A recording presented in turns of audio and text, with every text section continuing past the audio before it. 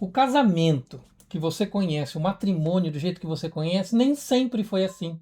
Nem sempre foi assim. Pelo contrário, ele já foi muito diferente, ele variou conforme a história, e é isso que você vai saber aqui. Então, para entender relacionamentos, eu que trabalho há mais de 20 anos com terapia de relacionamentos, terapia de casais, terapia para relacionamentos profissionais, eu vou mostrar para você que a ideia de relacionamento, matrimônio, muda de acordo com o tempo. E o que você acha que é como tem que ser é apenas um modismo. Então presta atenção, eu vou deixar aqui prontinho para você poder assistir comigo e me acompanha. Aqui está. O casamento não nasceu do amor.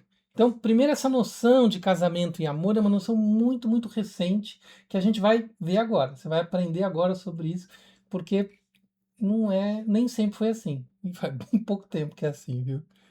Olha lá. Você chama de amor o que era antigamente contrato. Então, o casamento surge da ideia de contrato, de você fazer uma aliança, uma união entre interesses.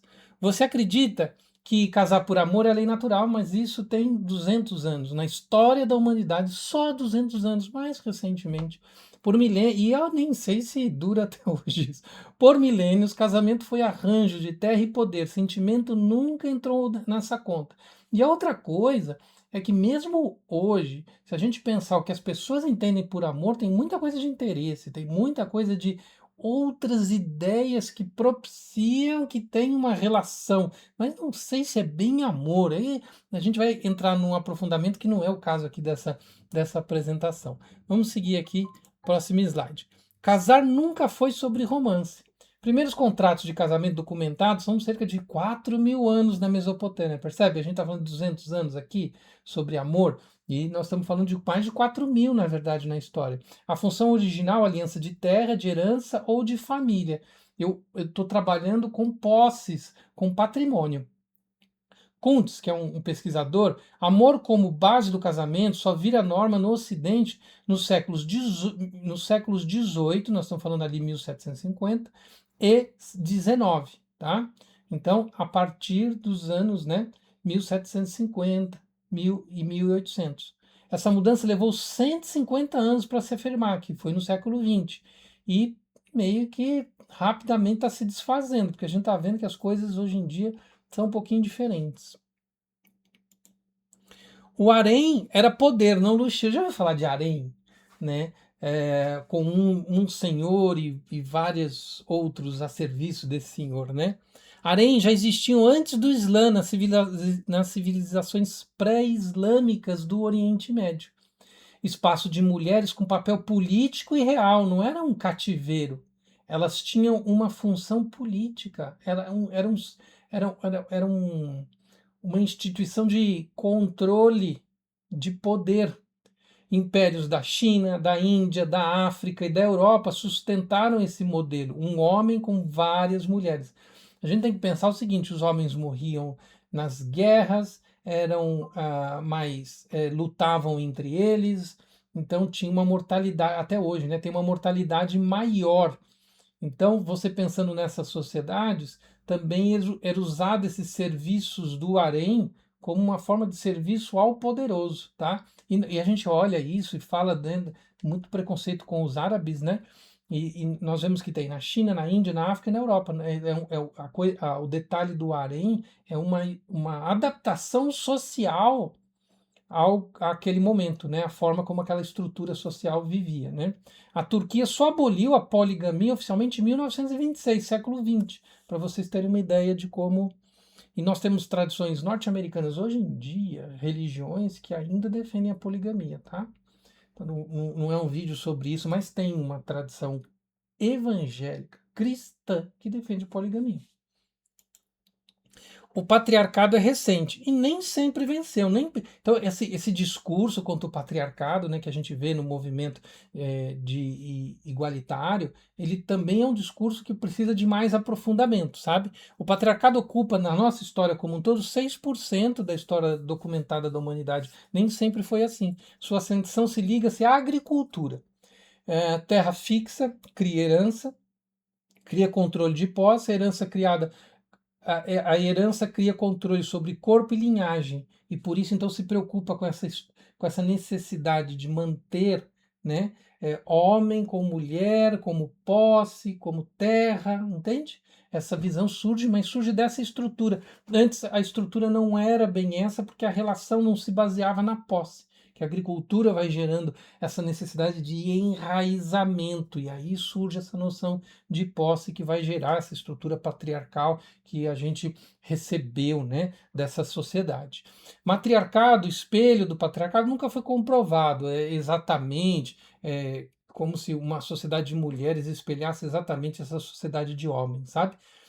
Não tem esse registro, né? Porque a sociedade se desenvolve de maneira orgânica, né? Mas sim, tem vários registros de sociedades matrilineares e de hierarquias, sempre existiram, onde os dois coordenavam a família e coordenavam a sociedade, e matrilineares também, aonde o papel da mulher é chave na coordenação, né, de todos os herdeiros.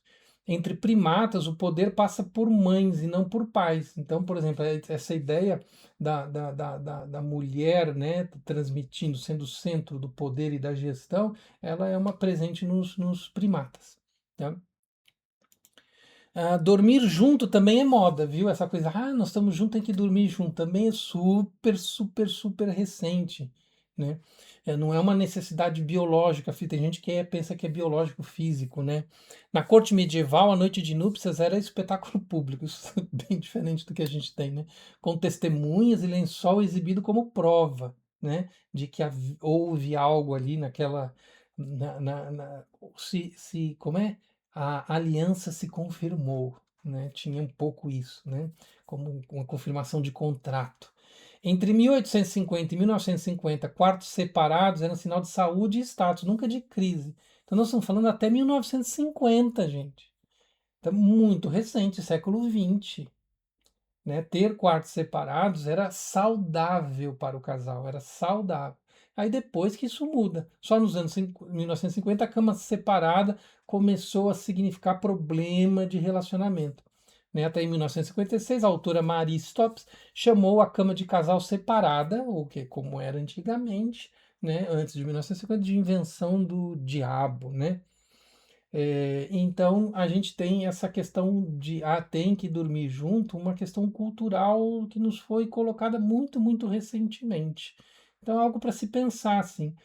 Até hoje em dia, na terapia de casal, eu vejo muitos casais que fazem questão de morar separados, né? Ou mesmo em quartos separados. E isso é possível. Isso não é um sintoma realmente de problemas, mas desde que não tenham problemas, porque, claro, tem vários casais que têm problemas e a primeira coisa que faz é separar onde dorme. A liberdade grega obedeceu à hierarquia, que é uma curiosidade sobre a Grécia, né? Nós somos da geração origem da filosofia grega, da cultura grega.